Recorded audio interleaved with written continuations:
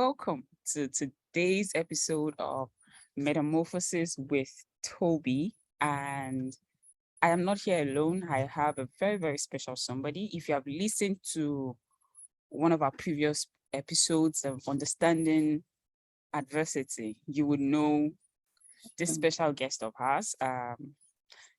She's a clinical psychologist as well as currently a graduate student in the Department of Clinical Mental Health Counseling and ETSU. So a round of applause for her anyway. So thank you so much for coming. Her name is Adedamilola Ogun. Thank you so much, Damilola, for coming around again. Thank you for inviting me. All right, so we're glad to have you. I know that the last time you were here, it was something slightly different. You know, you and one other guest spoke to us about adversity, what it is, the differences between stress and different things. You know, at the time. That was last year. So how has it been last year, this year? I know a lot has changed. Yeah. I mean, nothing much. I've been good. I moved. Do I have to say that? I don't know. Okay. But I mean, anyways, but you moved. You're in ETSU. Yeah.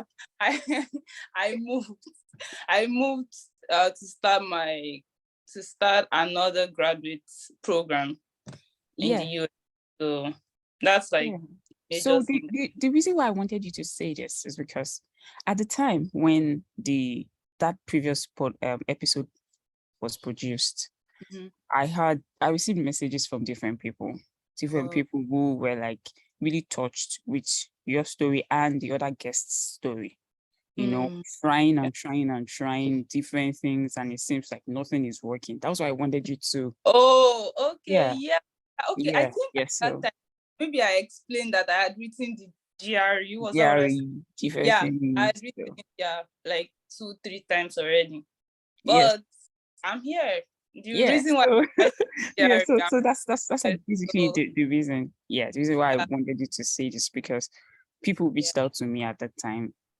They did really enjoy the episode. That they really enjoyed the stories from the two guests. It was like from different angles, but very strong. And now here you are. So I just wanted to say that nothing is impossible. You keep trying and trying. All right, thank you so much, and we're glad to have you once again. So today we want to talk about something very, I know it's your line, if I'm not mistaken. So today we want to talk about emotional intelligence. And this is because this is something that has grown to become very, very important in our living, in our daily relationships, in everything that we do, you get. So we start with, say, from the basics. And first, I would like to know if you've had instances. Of course, you would have maybe an instance, one or two, where you want to tell us about how you handled a situation intelligently, emotionally. Well, I mean, like you said, there are a lot of examples, but I'll give this particular one. It's not like it's relating to myself, my own, like trying to manage and regulate my own emotions, and not like in relation to others. So last semester, a class, and it was a class on trauma. And before then, I'd really loved trauma. I'm like, oh, I want to work in trauma, this and this. So I went and I started the class. But when I started the class, I found out I didn't really enjoy the class. I'm like, but I really love this from outside. Why am I not enjoying the class at the moment? I didn't like it. I didn't look forward to the class. I didn't feel like reading textbooks. I go to class and I'm just blank. I'm like, whatever. Let the professor just come and talk. Go back. Yeah, that type of thing. But then I sat with I just try to think about it, like, okay, so that, because that's not the way I am with my other classes. So I just try to sit with myself. I'm like, okay, damn, why are you like this? Like, what's the problem? What exactly is the issue? Going on. So and it wasn't something that happened in just one day. It was just like over the Over semester. time. Before the end of the semester, I just sat with myself. I sat with my thoughts, with my feelings. Like, I just didn't like the class. I just sat with that feeling like, so then why are you feeling like this? What exactly is the problem? What does this feeling about the class communicate about you, or about maybe what you don't like about the class and stuff like that? It was from just thinking about it and sitting with what I was feeling, like, why am I feeling this way? That I realized that actually it wasn't that maybe the class was bad. It wasn't the professor. It was actually me. It was the way the professor presented the syllabus. Normally in the class, you get like the syllabus and then you know what exactly to read each week. But then the particular professor just says, you people should read at your pace. And I'll just come to class to ask questions. I'm not giving you anything, just read at your pace. So that kind of disoriented me, and it just made me like react. a freeway. Yeah. So it was that last semester that I knew that, I am somebody that likes order. I like it when you give me exactly what to do. Don't just tell me, oh, like, hey, go do this, just throw it at me. I like it when you give me like instructions, tell me, okay, this is how I want you to do it. And that was why I wasn't comfortable in that class. Just that little thing, made me so disoriented like that. So what I did was to order it myself. I ordered like the textbooks, the readings and stuff, and I began to follow in the class.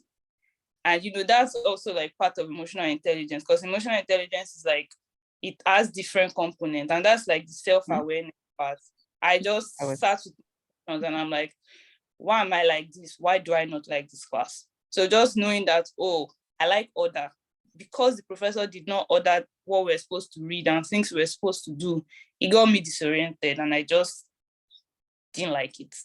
Yeah, I really like that you touched on self-awareness, because I was actually going to get there. I was going to get to self-awareness. I was going to get to self-management, social skills, and all of that. So back to the basis from where you started. You talked about emotion in some way. So what would you say emotions are? How would you explain emotions? Because naturally we know that our brain makes us pay attention, it makes us act quickly, and something, maybe there's something in the radar, it helps us like quickly do things and all of that. Just what is the emotion? Like, from the example I gave now, like, I was reacting to something. What I was feeling, the emotions I had, I was actually reacting to something in my environment. And that's what I actually see emotions as. Like, we are like responding. It's like responding or reacting to things in the environment, to specific things in the environment. And emotions have like different functions, and they also have like different components. Emotions they have the physiological component, they have the cognitive component, they have the behavioral component. So the behavioral component is what we actually see, like the seeing, that if somebody is crying, oh, this person is probably sad, and some people could be happy, depends. So that's like the behavioral part. But then the physiological part is what happens, or what goes on in the inside. Let's say, for instance, you want to write an exam, or maybe you are scared or something. The physiological reaction would be maybe sweaty palms, stuff like that. And then the cognitive part is where you are like your appraisal of things, like like the appraisal, like what exactly you perceive about something. So all those things now come together to bring the behavioral parts that we see, what we see on the outside. So the emotion just helps, and it has like a lot of functions. Emotions sometimes warn us. Emotions tell other people what we are feeling. Sometimes when the baby is crying, we know, oh, maybe the baby is hungry. when baby is laughing, we can say, oh, this baby likes to play, or things like that. So they tell other people what we are feeling What we're feeling. on us. Okay. You just have this premonition. You're just like, I don't know. You know, like your you boss. have that feeling sometimes. Yeah, like sometimes they warn us and they're like, you just feel like something is wrong, and you're able to act on that. Yeah, and I think, yeah, I think that I think that would be something around so say for instance, like your worst emotions, anger, panic, all of that would be something around the amygdala or amygdala. Yeah, the that part of the brain. And yes, this thing pointing us to what to do. And I think I could say the biological reaction of the flight, fight kind of thing. Flight.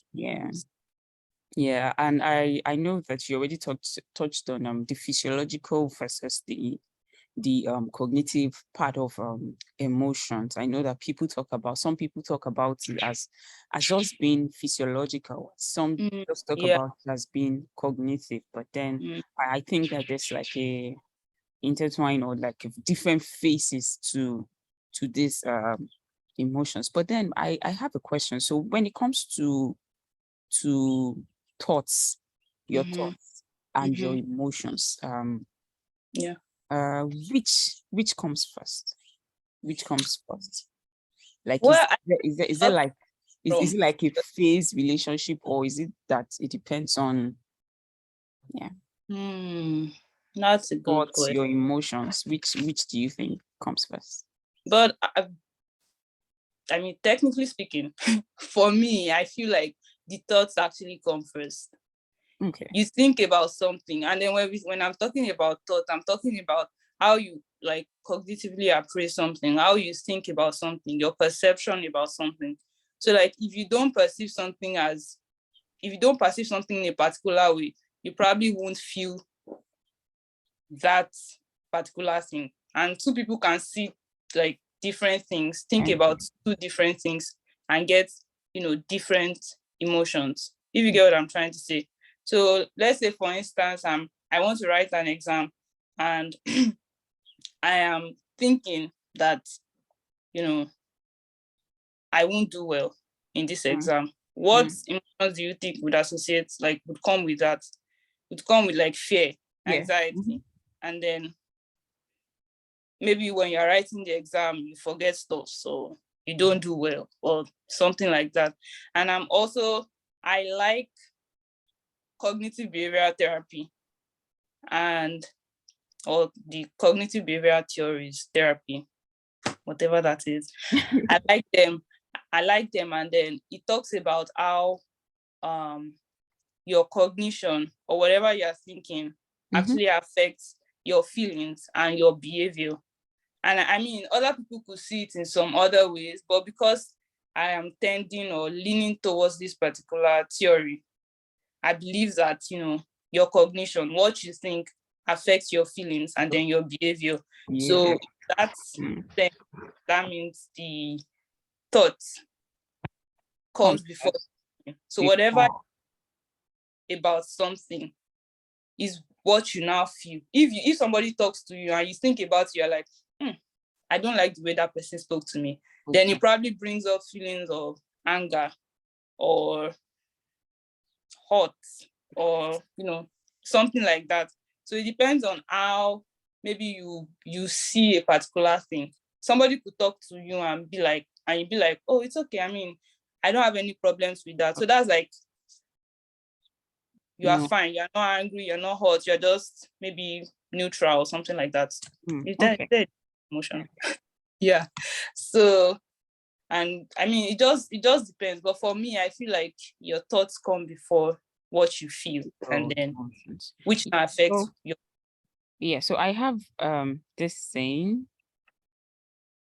All right. So there's this I don't know if you've heard about this, like this, I don't know to say a cliche or this saying that says that when a feeling comes to you, it comes to you in it only lasts for about 90 seconds. That might be an exaggeration, but it says that when a feeling comes, it lasts for 90 seconds. And unless you invest in it, maybe cooperate with the feeling or anything, keep it going, keep thinking about it, or just relating or cooperating with it, it would appear then disappear. But if you keep it longer than that, it would stay. So do you think that is valid?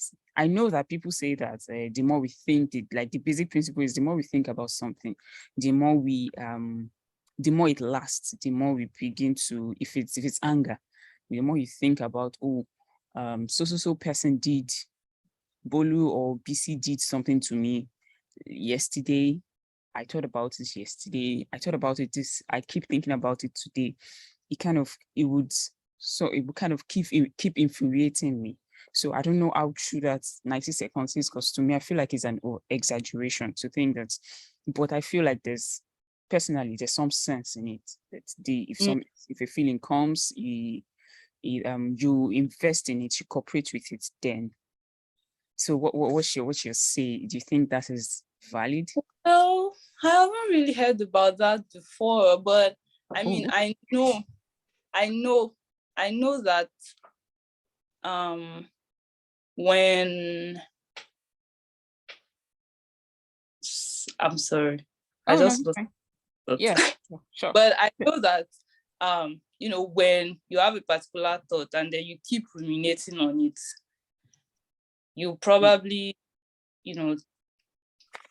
take it in, digest it. Let's say, I mean, for example, somebody just thinking that I'm a failure. There's something called self-fulfilling prophecy in psychology. Like, you think about something and you just see it happening, not because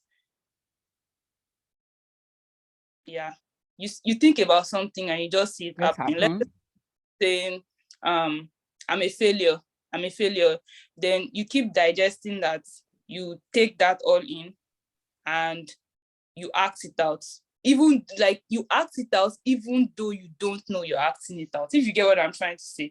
Like, it affects, if you, let's say you keep saying I'm a failure. So let's say, for instance, they say, oh, come and give this presentation in class. Because you already have this thought that you're a failure, you probably would not put any effort into that presentation at all, which then means that you'll be presenting nothing. And then other people will now see that, oh, I mean, maybe this person is not really good. If you get what I'm trying to say. So like, if we keep having those thoughts or saying those things to ourselves, ultimately we would begin to act it out, even if we don't know that we're acting them out. If you understand what I'm trying to say. Yes, I understand. I mean, I would affect it, but I don't know about the 90 seconds part. Yeah, I personally think that that's an exaggeration, even though there's some sort of truth in it. And yeah, what you just said about if you keep thinking or saying to yourself, I'm a failure, then we get to play it out, even unconsciously. Yeah, that reminds me. I think it was Abdul Malik. I think it was one of our guests one time, and he said something about speaking things out. About when you speak things, then it's like reaffirmation. The way they come to affect you. Yeah. So I think you psychologists have a way of helping us understand these things, and I think that even if it's worry or anger or something, I know that personally I think that there's like nothing wrong in doing it. But this journalist, I think a science journalist writer, I don't know if you've read his book on emotional intelligence, this professor Daniel Coleman. He explains something about worry, which I really just want to drop as well. Says that there's nothing wrong in you thinking about maybe negativities or this form of emotion that is worry, things that cause you pain or anger. It's just that then he said there are two ways to think about worry. One is the constructive worry, and the other is the destructive worry. So it says that the constructive worry is one that happens when you think about stuff in a way to find solution.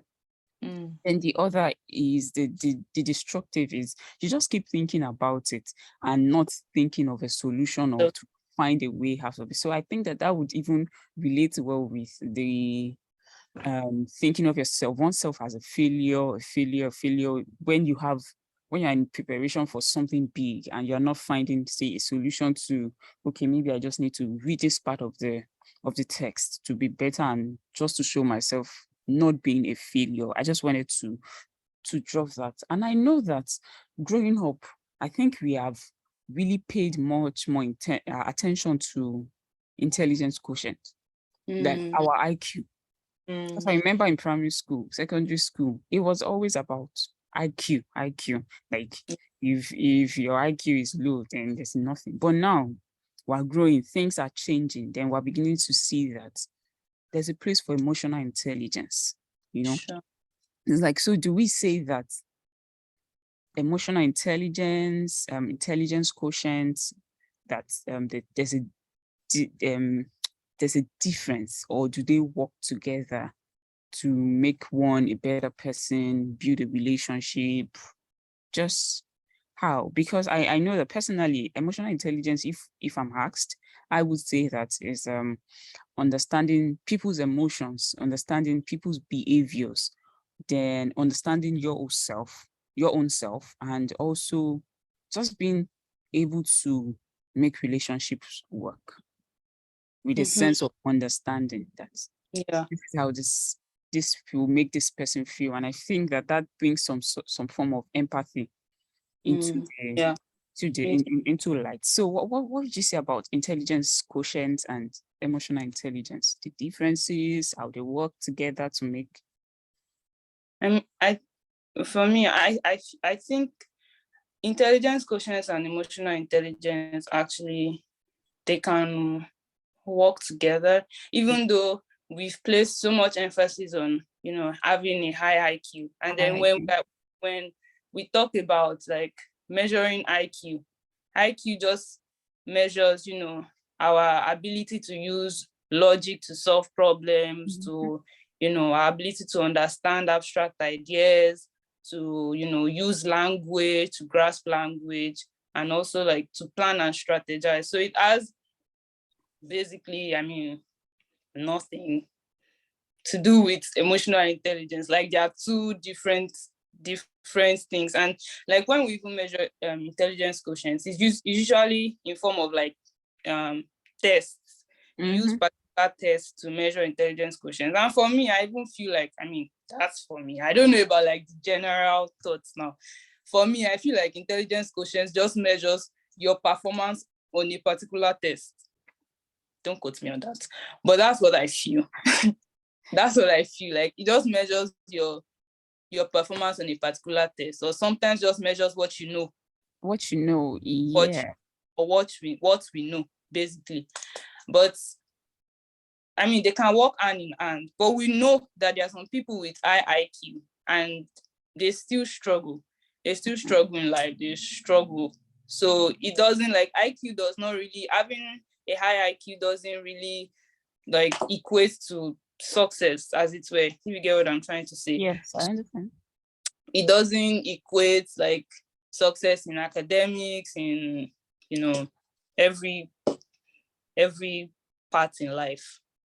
So, but emotional intelligence is, and from research has even found that people with high emotional intelligence actually do better at life. They do better in life, like regardless of your IQ.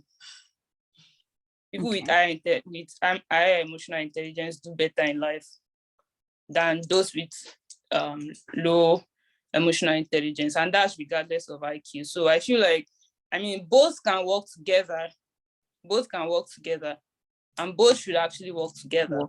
But emotional intelligence is also like super, super, super, super important, because it has to do with like understanding your emotions, trying to manage and regulate your emotions and those of others. And in that, you'll be able to, relate more with others, work better with people. And we are relational beings. We are social beings. And without that, it would be a struggle. Yeah, so I just thought about something now. So in a situation where I'm trying to be emotionally intelligent, do you think that I can be overdoing it and um doing it to an extent that it will be at the detriment of myself? Okay, now saying it out loud, it now seems like then that wouldn't be me being emotionally intelligent. Yeah. Yeah. So what do you think that if I'm trying to play, I don't want to say play safe. I feel like it's not playing safe. It's just being doing the right thing. Do you Mhm. think that it can be overdone and the person trying to be emotionally intelligent can end up being in pain or suffering for? Well, if I get your question correctly, I'm trying to paraphrase it now. Okay, What you're saying is that, like, can you go wrong trying to be emotionally intelligent? emotionally intelligence, correct? Intelligence, correct. Well, I will say there's a fast, or there's a particular route to go. At the moment, I don't know if you can go wrong with Okay, being emotionally intelligent. okay. I don't think one can go wrong with being emotional intelligence. And like emotional intelligence has like different components. So it depends on how you are Okay. So, apt all or right. want. So how do we talk about emotional intelligence in light of, I know you mentioned self-awareness, about Mhm. in light of self-management, social skills and all of that. How do I build Mhm. emotional intelligence? How? So the good thing about emotional intelligence is that it's something that can be built. It's not like something static, like, oh, Okay. you are not emotionally intelligent, so you're gone. It's something that we can, consciously work on. And then I already talked about self-awareness, like talked about that, like knowing your emotions, knowing how exactly you are feeling, why you are feeling that way, maybe what that emotion actually communicates to others about you, and things like that, and also understanding others, the emotion of others. So when it comes to self-management or self-regulation, that means you are able to manage your emotions, you are able to regulate your emotions. As much as we know that emotions have their functions, Mhm. we mentioned before that emotions actually, they warn us and they put us to action, if you Yeah. get what I'm trying. Yes. But then, as even though they put us to action, we shouldn't allow our emotions, get a hold of us or control us. So that's where self-regulation comes in. You're able to manage and regulate negative emotions. Mhm. They don't, take over. For example, for me, I know one of the things that work for me is like breathing techniques. Let's say I'm nervous, I'm anxious, and I want to do something and I'm very nervous about it.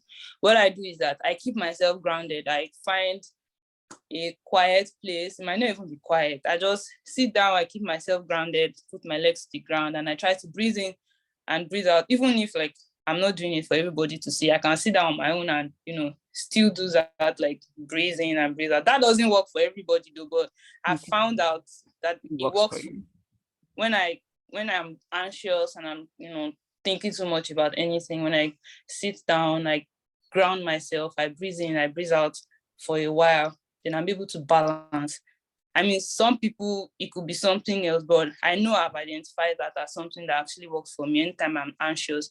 So it just comes to like regulating, whatever negative emotions there is. And in that way, you'll be able to like manage stress in a situation where you are feeling stressed. You're able to, manage that in a Okay. situation where you're anxious or you're sad or you're angry or, things like that. There are some people that no matter what you do to them, they would never flare up.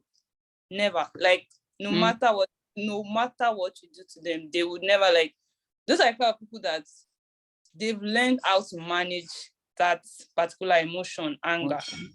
Yeah, they've learned how to like regulate, and it's something we can all, work on. So Yeah, self-regulation, it won't be easy for some of us. yeah, it won't be easy for some of us. It won't be easy, but it's something we can consciously work on. And it starts from being aware. It starts from that self-awareness part. I mean, if you don't see you flaring up as an issue or a problem, or maybe something that needs to be changed or something that needs to be looked into, or you don't know maybe what that says about you, then you and won't be able to. it regulates it anyway. So that's it about self-regulation. And then there's also empathy in emotional intelligence. You have to put yourself in other people's shoes. And there was a quote I saw earlier this week in class. Professor was like, you can't take off you can't put on other people's shoes if you don't take off your own. So if you are trying to look into empathy, is just all about like understanding from someone else's perspective. If you are trying to hold on to your own perspective or to your own thoughts about what should be, then you won't be able to understand what other people are going through or what other people are feeling. And that's what empathy is all about. Like, you're trying to get the perspective of other people. Okay. And that also helps with emotional intelligence. Emotional intelligence. Thank you so much for all of that, Damilola. So I know that in some way you would have touched on this question I'm about to ask, but how about I don't want to be emotionally intelligent? I think I just want to maybe focus on having IQ. I think that's it. Are there reasons? Well, what do I stand to gain as well? Why do you think I should be emotionally intelligent? I mean, from everything I'd even mentioned earlier, we know emotional intelligence is actually very important, because it gives you, this is me speaking now, there's just this calm and peace when you are able to manage and regulate your emotions. Like, you are not all over the place all the time. You're not worried and anxious all the time. You're not angry all the time. You're not mad all the time. Like, you're able to know where to put an end and where to put a stop to it, if you get what I'm trying to say. So there's just this peace with it. It's less stressful. Your life becomes less stressful, and that even in turn affects your mental and physical health. Let's say, for instance, somebody that can't manage their emotions, that in that situation, when you are stressed, you'll be affected. When somebody does something to you, you'll be affected, and that will in turn affect your mental, your physical health, and things like that. Also, when we are not emotionally intelligent, you are not able to connect with people on a certain level. You're not able to, there are some people that when they meet you, you just like them.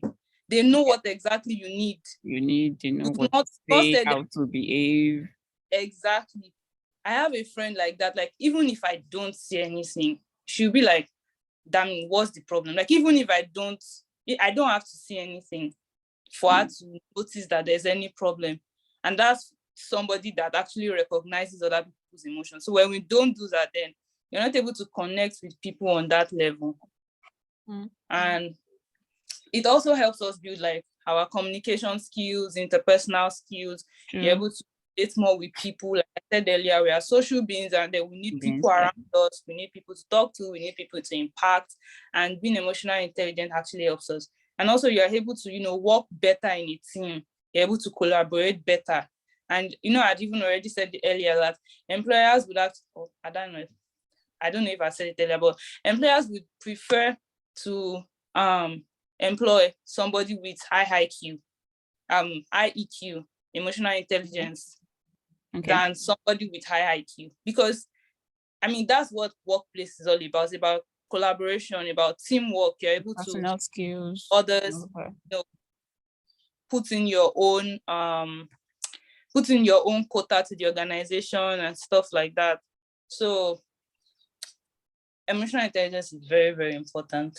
And the term emotional intelligence right now looks very, very big. Like, it looks like, oh, it's so large. Like, but it's a big thing. It's from the little things, like trying to understand what somebody else is saying. Let's say, okay, we are having different views about something, but trying to put down what you feel like, okay, so this person is saying this, okay, let me listen. It can even start from just listening. There are some people that if you have a different opinion from them, you just be like, shut up. We are done here. I'm not listening. Done. My opinion is yeah, exactly. It could start from there. Just start from Mm. listening to what other people are saying. Okay, so what are you talking about? Okay, let me just listen to you. What perspective are you coming from? I know this is my perspective, but what are you saying? Let me listen to you. And it could start just from there. So the emotional intelligence thing doesn't have to be like anything, big. Big, as it were. Yeah. All right. So I think that we would end on that. And I really like that you're saying this now, that emotional intelligence is not something that is big. It's not something just like how we used to think IQ is one big thing. Yeah, emotional intelligence, though it might sound like something really big, it's not something big. It's just something that you could start in a very, very small way. Like you said, you could start by listening to others. Then you grow your emotional intelligence. You're always the type of person that always like your stance to be the stance, your opinion to be taken by everybody. How do you build emotional intelligence? Just sit back, move back a little, let other people talk, listen to them. We're not saying accept what they say, but let them express themselves. Let them know that they have a say in all of this. And why do we need all of this? To build our social relationships, to build romantic relationships, we need emotional intelligence. You need to be able to put your emotions in check, to understand other people's emotions. Sometimes people might even say that, oh, you don't talk, you don't. Sometimes it might just be that you need to let people be. You need to be able to to take things in. I'm not saying do it at your detriment, but be able to listen, to take things in, to not flare up overly about everything. Thank you so much, Damilola, for all of this. And I would like to leave us with a quote. Okay, go ahead. Okay. You mentioned something now, like you mentioned something that we shouldn't try to take it all in. And emotional intelligence is not about taking it all in, like you mentioned. It's just about knowing when and how to approach. Let's say, for instance, somebody annoyed you. Mm-hmm. Knowing when and how to approach that person to say, hey, you did this and I didn't like it. If you get what I'm trying to say. The so tone, your tone, even yeah, if you are able to. It's not like somebody annoys you and you're like, you did this, you did that, you flared up already. It's a different case when you're just, you keep calm. You're like, okay, this person has annoyed me. Yeah. So just like I learned, like, so sometimes I'm not a saint, but sometimes I do it. It's like maybe someone says something, a text or something. I just, sometimes you want to quickly text back with annoyance or angry, but then you could just leave the phone, maybe 5 minutes, 10 minutes, or the next day.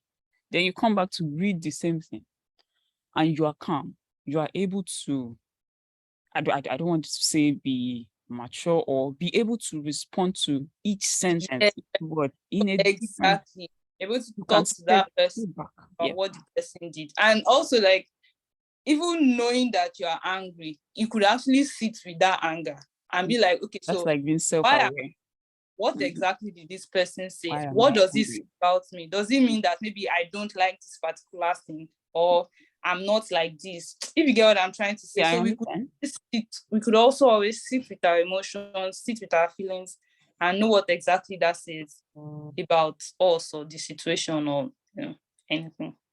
All right. Thank you so much for all of this. We have really learned a lot from you again, not just today, because you're a returning guest, and we hope to have you more and more and more talk to us about several other things. And so I would like to end with a quote from Tara Robson, and it says that when awareness is brought to an emotion, power is brought to your life. I would take that again. When awareness is brought to an emotion, power is brought to your life.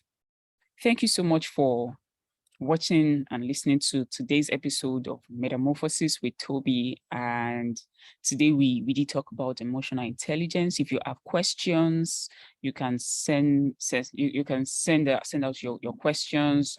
Follow us on Instagram, on Instagram, Metamorphosis with Tobi. You can follow my personal page, Refresh with Tobi, send your DMs and all, listen to our share. You can share our podcast. And also, if this is on the YouTube channel, please like, share, subscribe, send to your friends. We look forward to bringing much more didactic episodes. Thank you for watching and enjoy. Bye.